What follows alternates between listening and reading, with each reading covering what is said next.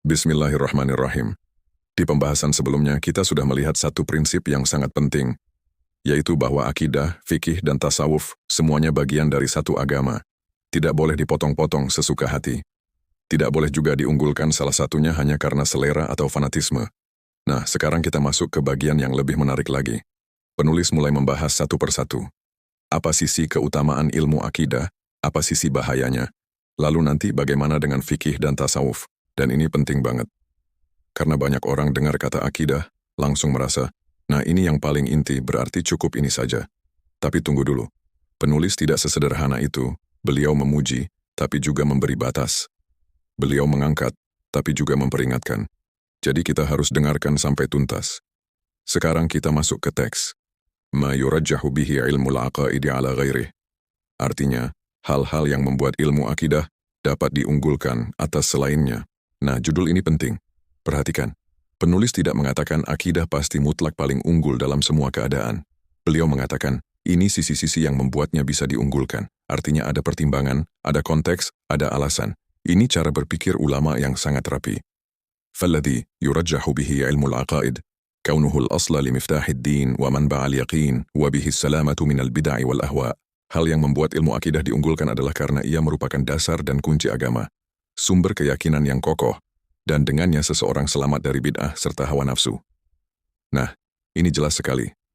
Akidah disebut al-asl, yaitu pokok, akar, fondasi. Kenapa?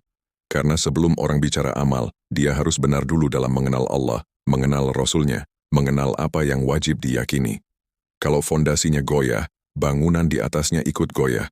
Kata Amiftarid Diners artinya kunci agama. Indah ya? Akidah itu seperti kunci pintu. Tanpa kunci, Anda tidak bisa masuk. Dan kata manba'al yakin artinya sumber keyakinan. Jadi akidah yang benar melahirkan keteguhan hati. Orang tidak mudah goyah oleh syubhat, tidak mudah dibelokkan oleh pikiran-pikiran yang menipu. Coba bayangkan rumah. Akidah itu bukan sekadar cat rumah. Ia fondasi dan kunci pintunya sekaligus. Kalau fondasinya rapuh, rumah retak. Kalau kuncinya tidak ada, Anda tidak bisa masuk dengan benar. Dan ketika penulis menyebutnya al-salamatu minal bid'ah wal ahwa'i, artinya ilmu akidah yang benar menjaga orang dari penyimpangan keyakinan dan dari mengikuti hawa nafsu dalam urusan agama. Jadi akidah bukan cuma hafalan definisi, tapi pelindung cara berpikir. Wa huwa tariqu ma'rifatillahi bin naqli, allati hiya ashrafu kulli ilmin. Dan ilmu akidah merupakan jalan untuk mengenal Allah melalui wahyu, dan itulah ilmu yang paling mulia. Nah, ini kalimat yang sangat dalam. Mengenal Allah adalah tujuan tertinggi ilmu. Tapi penulis memberi batasan penting. Bin naqli. Artinya melalui wahyu, melalui apa yang datang dari Al-Quran dan Sunnah, bukan semata hasil spekulasi liar. Kenapa ini penting? Karena manusia memang punya akal, tapi akal punya batas. Kalau bicara tentang zat Allah, sifat-sifatnya, perkara gaib, hari akhir, malaikat, semua itu tidak cukup hanya ditebak-tebak. Harus dibimbing oleh wahyu. Analoginya begini, kalau kita ingin tahu isi sebuah rumah yang tertutup rapat dari luar, tebakan kita bisa macam-macam. Tapi kalau pemilik rumah sendiri yang memberitahu, itu yang paling akurat. Nah, Allah memberitahu kita tentang dirinya melalui wahyu. Jadi ilmu akidah yang benar adalah ilmu mengenal Allah dengan petunjuk dari Allah sendiri. Tapi sekarang, setelah memuji ilmu akidah, penulis langsung memberi rem. Nah, disinilah letak keindahan ulama. Tidak fanatik buta, wa innama yudhammu min wajhin kaunuhu yadkhulu fi ilmi al-kalam, alladhi huwa mazallatul aqdam wa madillatul awammi, yabiddu ala al-uquli wa yatakhasamu ala al-afham. Namun ilmu akidah bisa tercela dari satu sisi, yaitu ketika ia masuk ke dalam ilmu kalam. Dan ilmu kalam itu adalah tempat banyak kaki tergelincir, tempat orang-orang awam tersesat, karena ia membebani akal dan menimbulkan perdebatan dalam pemahaman. Nah, ini penting banget. Ilmu kalam secara sederhana adalah pembahasan akidah dengan pendekatan debat rasional yang rumit, istilah-istilah teknis yang berat, dan seringkali penuh bantahan-bantahan logis yang tidak mudah dicerna orang awam. Penulis tidak sedang menolak seluruh pembahasan rasional secara mutlak. Bukan. Tapi beliau sedang mengingatkan bahaya ketika akidah dibawa ke wilayah yang terlalu rumit, terlalu spekulatif, dan terlalu debatif, terutama bagi orang yang belum siap. Kata mazallatul aqdami indah sekali. Secara harfiah artinya tempat kaki tergelincir. Jadi seolah-olah ada jalan licin. Orang yang tidak hati-hati bisa jatuh. Dan kata madillatul awami, artinya tempat orang awam bisa tersesat. Jadi masalahnya bukan pada tujuan mengenal Allah, tapi pada metode yang terlalu rumit dan riskan. Analoginya begini, dasar-dasar listrik penting untuk hidup. Tapi kalau anak kecil langsung disuruh bongkar panel induk tegangan tinggi, itu berbahaya. Bukan karena listrik itu tidak penting, tapi karena levelnya belum tepat. وَكَذَلِكَ يُفْضِي بِأَنَّ قِرَاءَتَهُ حَرَامٌ وَذَلِكَ وَاضِحُ الصِّحَّةِ عَلَى مَنْ يَحْصُلُ بِهِ شَكٌّ وَارْتِيَابٌ وَيُخَافُ عَلَيْهِ مَيْلٌ وَانْقِلَابٌ فَقَدْ يَفْهَمُ الشُّبْهَةَ وَلَا يَفْهَمُ الْجَوَابَ. Karena itu bisa berujung pada hukum bahwa membacanya haram bagi orang yang dengan pembahasan itu justru timbul keraguan, kebimbangan, dan dikhawatirkan akan condong lalu menyimpang. Sebab bisa saja ia menangkap syubhatnya, tetapi tidak memahami jawabannya. Nah, ini luar biasa relevan untuk zaman sekarang. Penulis sedang bilang, ada orang yang membaca buku atau mendengar argumen berat, lalu justru yang masuk ke kepalanya hanya keraguannya, sementara jawaban yang meluruskannya tidak masuk. Ini bahaya. Kalimat yafhamu syubhata wala yafhamul jawaba sangat kuat. Dia paham syubhatnya tapi tidak paham jawabannya. Bukankah ini sering terjadi? Seseorang nonton potongan debat di internet, baca thread setengah matang, dengar satu pertanyaan tajam, lalu imannya goyah. Kenapa? Karena dia keburu menelan keraguan sebelum punya bekal penjelasan yang matang. Ibaratnya begini, orang awam diberitahu gejala-gejala penyakit berat, tapi tidak dijelaskan diagnosis dan pengobatannya dengan benar. Akhirnya dia panik, bingung, dan tersiksa sendiri. Jadi tidak semua bahan bacaan cocok untuk semua level. وَقَدْ حَرَّمَ بَعْضُهُمْ قِرَاءَةَ الْبَرَاهِينِ وَعَقِيدَةِ السَّنُوسِي عَلَى بَعْضِ الْعَوَامِ. Bahkan sebagian ulama mengharamkan pembacaan kitab الْبَرَاهِينِ dan عَقِيدَةِ السَّنُوسِي bagi sebagian orang awam. Nah, di sini disebut dua kitab akidah yang terkenal dalam tradisi Islam. الْبَرَاهِينَ dan عَقِيدَةُ السَّنُوسِي. Itu kitab-kitab yang sangat masyhur dalam pembahasan akidah, khususnya dalam tradisi Ahlus Sunnah. Tapi penulis mengatakan, untuk sebagian orang awam kitab-kitab seperti ini bisa jadi tidak cocok. Kenapa? Bukan karena kitabnya jelek, justru kitabnya berharga, tapi levelnya belum tentu pas untuk semua orang. Jadi lagi-lagi, masalahnya bukan semata ilmu akidah itu baik atau buruk, tapi siapa yang belajar, pada level apa, dengan guru atau tidak, dan apakah akan membawa kepada kejelasan atau justru kebingungan. Ini seperti buku kedokteran tingkat lanjut. Sangat bagus bagi mahasiswa kedokteran, tapi kalau dibaca orang awam tanpa dasar, bisa bikin salah paham dan malah overthinking. وهذا وجه تحريم كتب ابن عربي على قوم دون قوم والتوراة والإنجيل الذي هو شفاء بنص القرآن على من يضره. Dan inilah alasan mengapa kitab-kitab Ibnu Arabi bisa diharamkan untuk sebagian orang dan tidak untuk sebagian yang lain. Begitu juga Taurat dan Injil. Padahal Al-Quran sendiri menyebut ada unsur petunjuk padanya, namun tetap bisa membahayakan bagi orang yang tidak siap. Nah, ini penting banget sebagai kaidah. Sesuatu tidak selalu dinilai hanya dari apa bendanya, tapi juga dari apa dampaknya pada orang tertentu.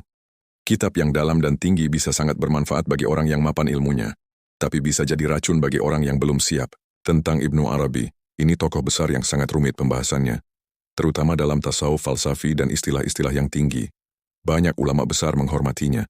Banyak juga yang sangat hati-hati terhadap pembacaan karya-karyanya bagi orang awam. Jadi penyebutan ini bukan obrolan ringan. Penulis ingin menunjukkan satu prinsip umum.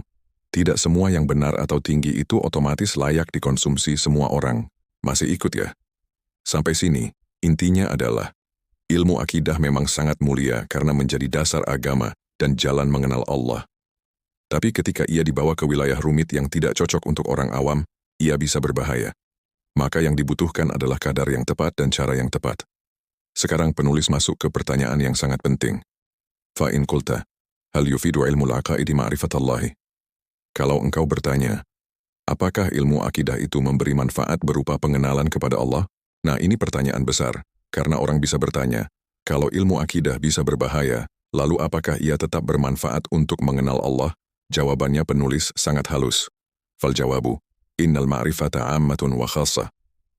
Jawabannya, sesungguhnya ma'rifat atau pengenalan kepada Allah itu ada yang umum dan ada yang khusus. Nah, kata ma'rifat di sini penting.